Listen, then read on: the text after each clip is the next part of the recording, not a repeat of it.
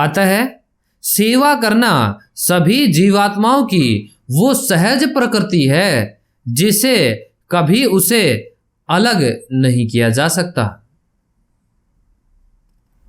इसीलिए सेवा जीव की अविभाज्य प्रकृति और शाश्वत गुण होने के कारण हम कह सकते हैं कि जीव का सनातन धर्म सेवा है।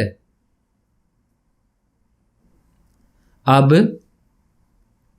हमारी सेवा की शुद्धता निर्भर करती है उससे करने की प्रेरणा के ऊपर, जो कि मुख्यतः 4 भावों से होती है। पहला प्रेम, दूसरा कर्तव्य, तीसरा कामना, चौथा डर। इनमें सबसे ऊपर है प्रेम और सबसे नीचे है डर। हमारे इस भौतिक संसार में होती हुई सारी सेवाओं को इन चारों से प्रेरित हुए ही देखते हैं। हालांकि ज्यादातर सेवाएं या तो कामना से या डर से पैदा होती हैं, परंतु आध्यात्मिक जगत में प्रत्येक सेवा का कार्य शुद्ध रूप से मात्र प्रेम से प्रेरित होता है, और प्रेम ही है जो आध्यात्मिक दुनिया को आध्यात्मिक बनाता है और बनाए रखता है। इसीलिए शास्त्र बताते हैं कि आत्मा की शाश्वत आध्यात्मिक प्रकृति, आत्मा का सनातन धर्म अंततः प्रेम करना और प्रेम पाना है।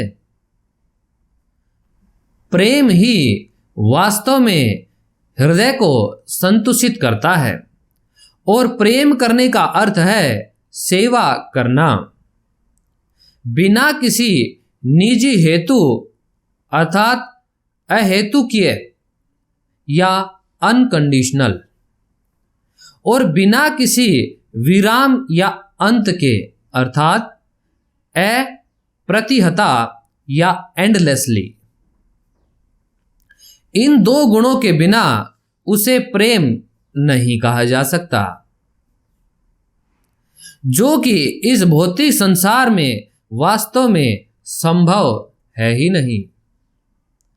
हम हमेशा किसी से प्रेम करने से पहले उनमें कुछ देखते हैं, फिर वो शारीरिक सौंदर्य हो, बौद्धिक सौंदर्य हो या शक्ति हो, प्रसिद्धि हो, क्षमता हो, चरित्र हो, कुछ भी हो सकता है। केवल मात्र प्रेम को छोड़कर केवल एक माँ ही है अपनी संतान को बिना किसी निजी हेतु के प्रेम करती है, जो कि इस भौतिक संसार में शुद्ध प्रेम का सबसे नजदीकी उदाहरण है। हम उस प्रेम की तुलना ब्रह्मांड के किसी अन्य प्रेम से नहीं कर सकते, क्योंकि सांसारिक प्रेम के अन्य सभी रूपों में पूर्व कुछ हेतु या स्वार्थ छिपा होता है, परंतु वो सर्वोत्तम मात्र प्रेम भी अंततः अंतहीन नहीं हो सकता, क्योंकि समय और परिस्थितियों के साथ उस प्रेम का स्वरूप बदलने लग जाता है, और माँ को भी एक दिन अपना शरीर और उसके साथ जुड़े सारे संबंध छोड़कर दूसरा शरीर और दूसरे संबंध स्वीकारने ही पड़ते हैं। इसीलिए वो अपनी संतान से अंतहीन प्रेम नहीं कर सकती। और ये बात तो अलग है कि कलयुग के प्रभाव के कारण जिस अहेतुकीय मात्र प्रेम से हम बखान कर रहे हैं, वो भी दिन ब दिन कम होता जा रहा है।